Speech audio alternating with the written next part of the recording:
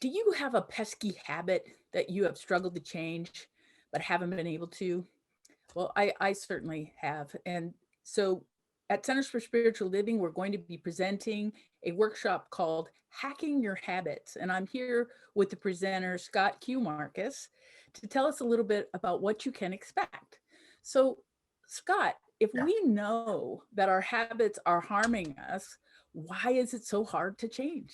that's a great question. The reason is a habit is actually a three-stage event. It isn't just the behavior, such as eating too much. There is a trigger to it, such as I feel stressed. There is the behavior, I eat to make the stress go away, and there's the reward, the stress goes away.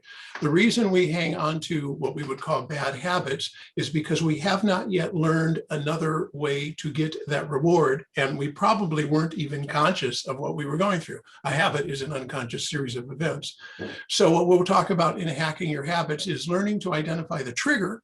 So maybe we can find a different way when the trigger kicks in, and finding a different reward or finding a different way to attain that reward so that we don't get the negative side effect of the putting on weight or the feeling bad or whatever it is. We will do it in small, easy to implement steps, which is why this will work. And that's just one of the many topics that we'll be covering in hacking your habits.